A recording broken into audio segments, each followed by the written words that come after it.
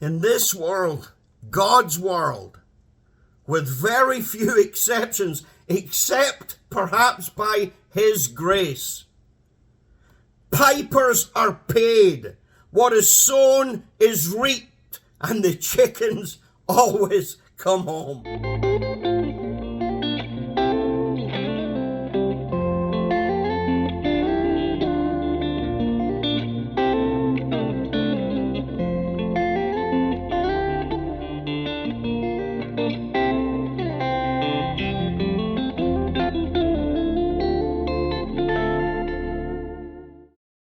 All right, Will seems to think that you'll do this better for him than you will for me, so here's the test. Hey guys, like and comment. All right, thank you. Really helps the channel. Thank you. Genesis 34. Dina leaves the safety of her family, is physically abused by a foreigner, and her brothers slaughter the abuser and his entire tribe, save the women and children. Emotionally unsettling and morally confusing chapter, to say the least. But before we say anything else, let's be clear about this. It's more than likely that the surrounding peoples more resembled Sodom than they would have an average Sunday school picnic attendance. History knows very little of the noble savage, though for sure exceptions have been found.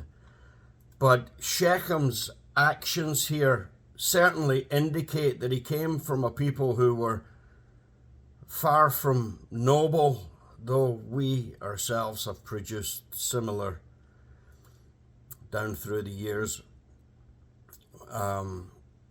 Although there are always exemptions to rules, the idea that surrounding peoples would become more like God by moving farther from God is more likely a fairy tale of modern thinking. We have more than enough historical evidence to know how these people typically functioned, the patterns they typically followed, and the depths to which they could and did sink. And we're given many historical references as to why God calls and called his people out of the world. Dina, Jacob and Leah's daughter, makes the decision to mingle with the foreigners, to reach for the forbidden fruit, to go beyond the instruction, to ignore the warnings. And so she moves outside the borders of the safety of the family unit and runs face first, smack into a roaring lion looking for someone to devour. Any of this beginning to sound remotely familiar? Dina going where she shouldn't, partaking in things she knows she shouldn't, breaking from the word and warnings given to her by her father, who, given that he traveled far to find his own bride at his own parents' instructions so that he could find a bride from within the correct boundaries, I'm taking it that he would have undoubtedly warned his children against the same things. There's a reason in this chapter that we find Jacob and his people not trading with the foreigners and not mingling their sons and daughters with them. So any of it beginning to ring any particular bells yet reminds me of another woman somewhere with a certain tree somewhere else in the book, moving away from her own boundaries and warnings from her father, reaching for forbidden fruit and biting off more than she could chew. So let's see what happens here when Dina's forbidden fruit is digested gee, I wonder how it will all end. It wouldn't, no, it couldn't possibly, perhaps, by chance, and I'm sure by sheer coincidence if it did, it couldn't result in lies, deception, pain, suffering, and death, could it? It couldn't be that close to the garden, could it? Well, in summarized form, she's physically abused by Shechem, and when her brothers hear about it, they deceive the people of Shechem into circumcision, slaughter all the males, plunder all their possessions, and take the women and children for their own. I wouldn't imagine this was a typical Tuesday afternoon for either camp. Dear me, I'm almost certain that after settling in the promised land, Gabriel turned to God and said, you know, this is Genesis, Exodus, Leviticus, Numbers, Deuteronomy. You've been with these people for a long time. Joshua's taken up the mantle and, you know, they're settled. So now that they're settled, I'm noticing that they don't seem to be taking to this pattern thing very well. Do what God says, good. Don't do what God says, bad. It isn't particularly registering with them. Isn't there anything that you can do now that they're settled so that future generations can be warned? And God said, let there be judges. Let the people fall. Let them repent. Let them come back. Let them be restored. Let them be blessed. Let them vow never to be so stupid again. And let them fall again. Let them repent. Let them come back. Let them be restored. Let them be blessed. Let them vow never to be so stupid again. And then, I don't know, write the same thing over and over and over again until the ink runs out. Gabriel says, brilliant. Brilliant. That'll easily prevent anyone else from ever falling into the same trap. God looks at Gabriel and says, you'd think. Gabriel says, oh, okay, well, then isn't there something monumental you could do? Something they would never forget? That it would get it through their heads? Something, I don't know, something big. And God says, what do you mean, like, I don't know, like wholesale banishment? Towers collapsing? A global flood, perhaps? I know. What about fire? Literal fire raining down from the sky? Correct me if I'm wrong here, Gabe, but they're not exactly subtle points I've been making.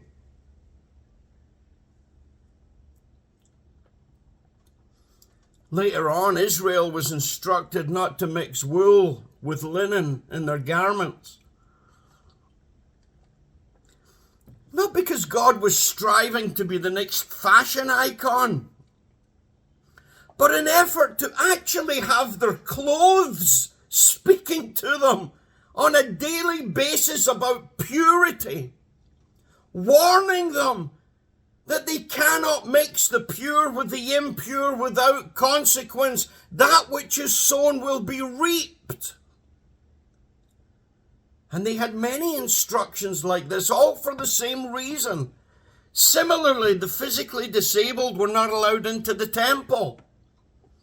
Now, we know enough about God to know that God favors no one, but if he did favor anyone, our money would be on that he would favor the weak or the incapable or the less fortunate.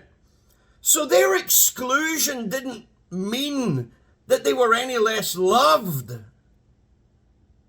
just meant that he had to teach his people there's certain consequence to certain things.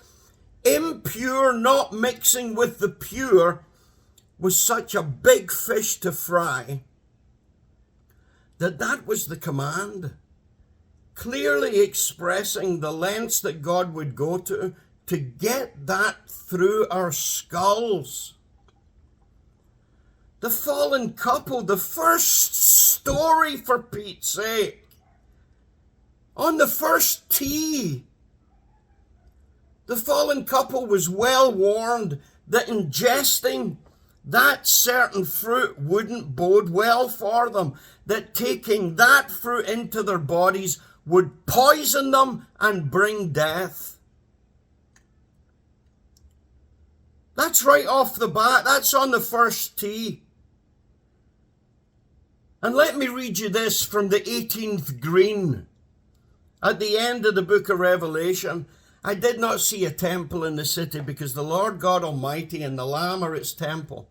The city does not need sun or moon to shine on it, for the glory of God gives it light, and the Lamb is its lamp.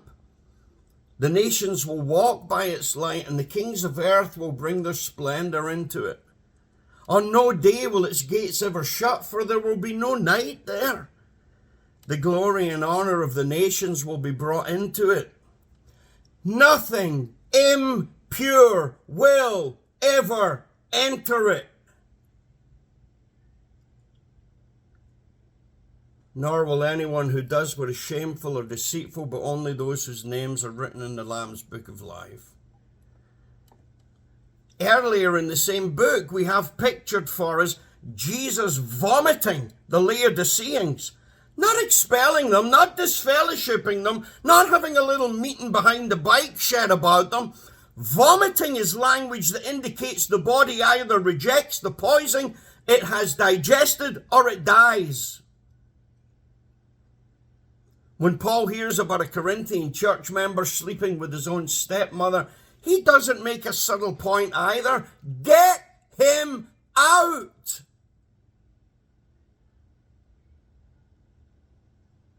Poison eventually kills the body. So, not unlike Eve, who longed for the forbidden fruit, not unlike Cain, who longed for his brother's recognition, not unlike the people of Babel who longed for a name, not unlike the people of the flood who longed for only evil all the time, not unlike Lot's wife who longed for the poison of Sodom, Dina set sail for the evidently desirable to the eye, uncharted and warned against waters of the neighboring people. And lo and behold, lies, pain, suffering ensue. And when her brothers find out about it, death arrives for the community who tolerated such things. It's a pattern repeated so often that by now all the commentary that should be necessary on such chapters should be contained within a single eye roll. Here we go again. Will we never learn? And this is not to say that the brothers were justified.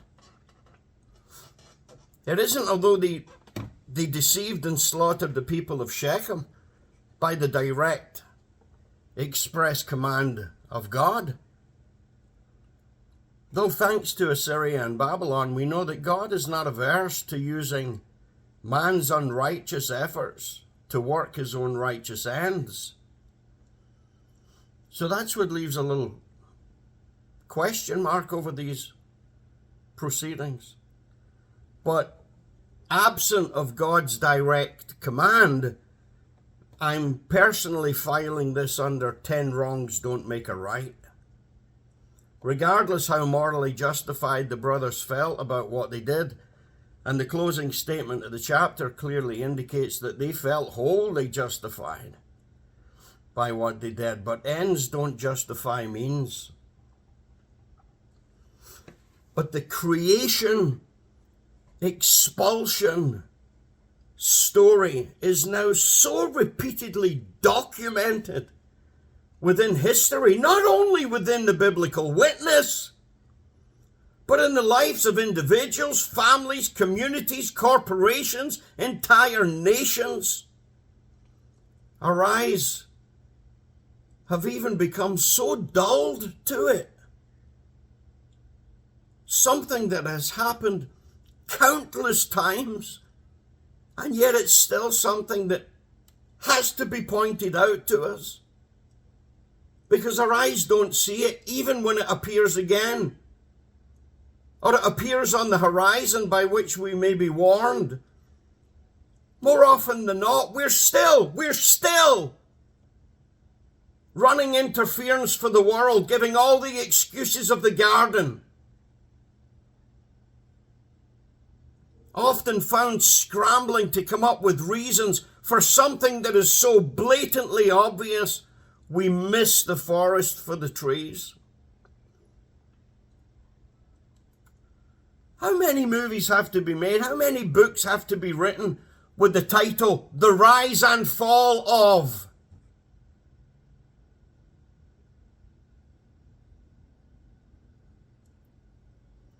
In Genesis 8, when they come out the ark and they're told to begin again this creational pattern that God originally intended, he tells Noah to be fruitful and multiply. But then he says this: as long as the earth endures, seed time and harvest, cold and heat, summer and winter, day and night will never cease. Well, what is that language? Why would God speak like that to us?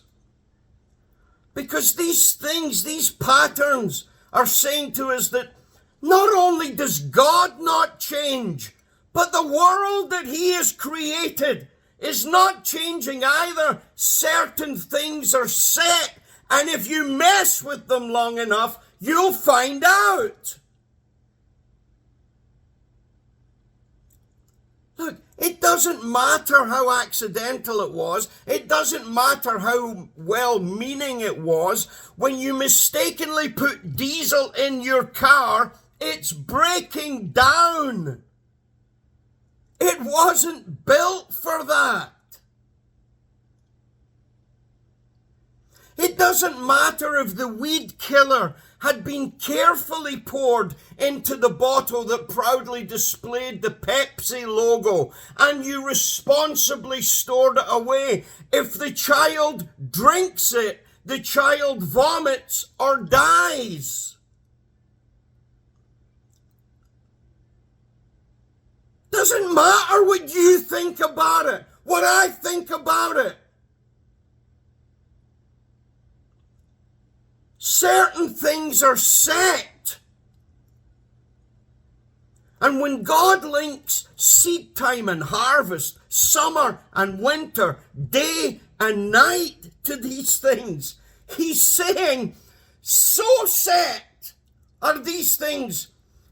You can foundation your life, your food, your prosperity on them. You can take these things to the bank. My promises are the stocks that never plummet. And if this is true about the relatively less important physical things in life, how much more so when it comes to the things that really matter? Sin and salvation. Would you think he'd set those things to be less trustworthy?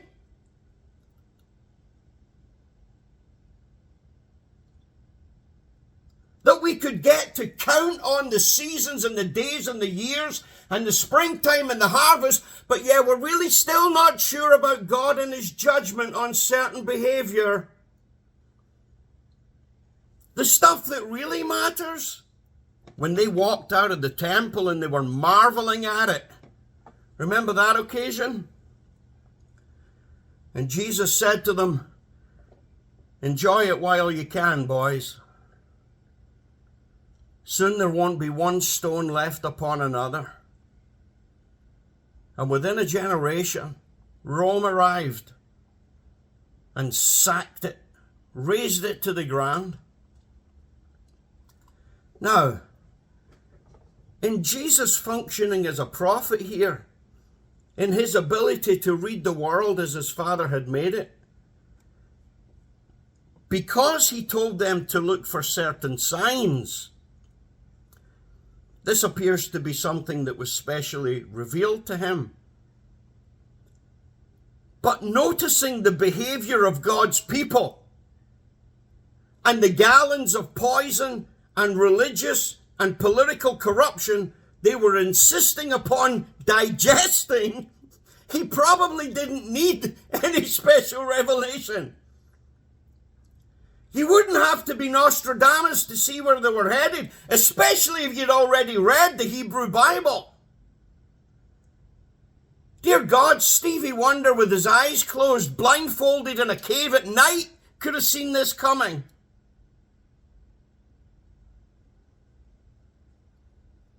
And 2,000 years after Christ, we still stick our fingers in our ears, our hands over our eyes, because it's too bright to look at. Because God forbid we're ever wrong. In this world, God's world, with very few exceptions, except perhaps by his grace, pipers are paid. What is sown is reaped, and the chickens always come home.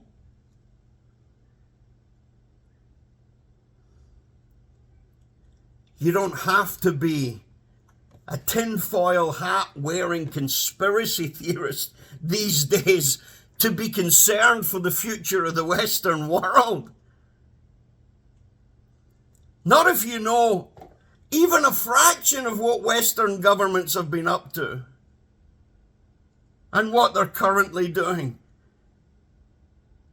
Historically, this is simple math.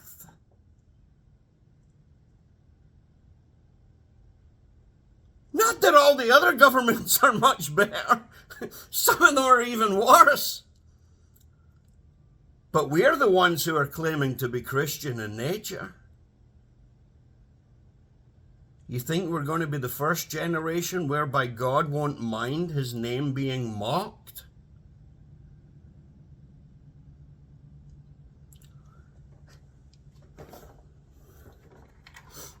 Dear God, the girl found out, Eve found out, the Babels found out, people of Noah's day found out, Sodom and Gomorrah found out. The God of Genesis, as we are seeing, if nothing else, he is serious about this place.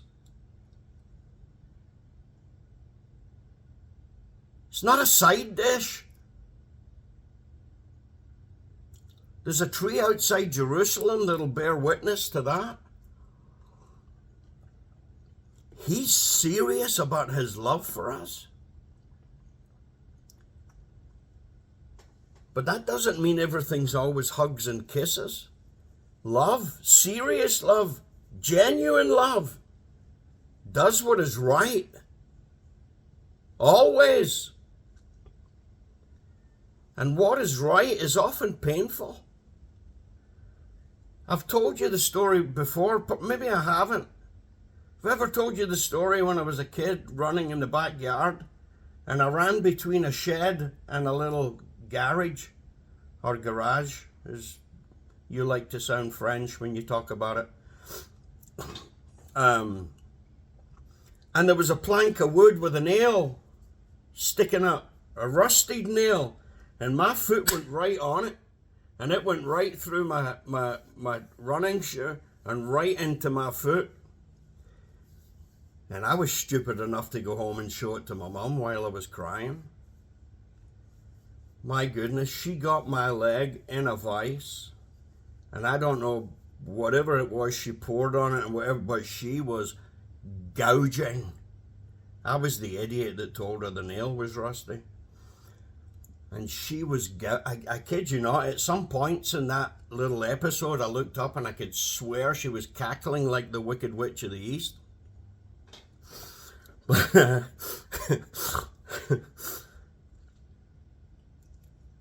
But if you had interrupted that little period when I would have been, I don't know, 7, 8, and if you had asked me right then and there what was motivating my mother, the last thing I would have said was love. Because my little immature mind, my little baby thinking, wouldn't be able to comprehend that love gouges out poison.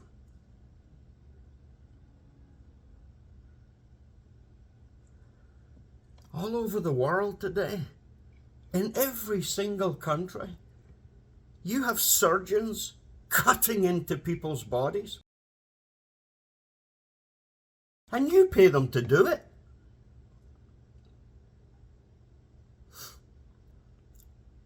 And they don't love you. But you know the problem if that poison stays in your body.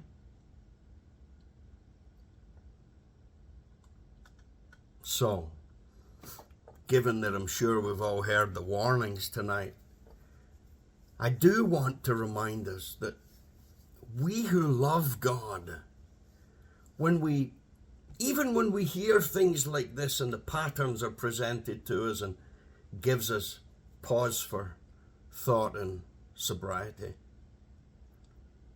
we who love God, we don't fear and tremble our way to salvation the same way the world fears and trembles, or should.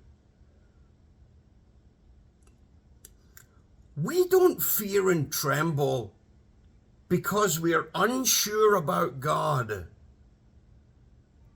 The opposite is true.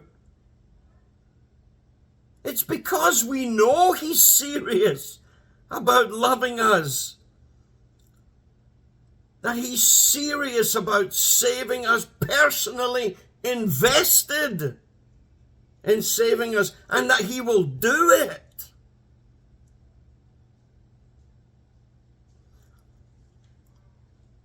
We need to remind each other sometimes, I think, that it's no small thing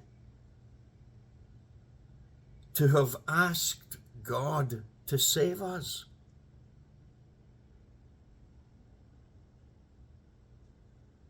Because saving us is precisely what He will do.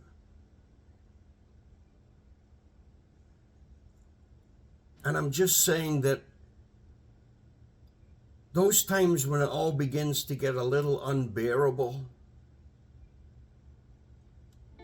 maybe we could try avoiding the rusty nails. Maybe we could try not drinking the poison.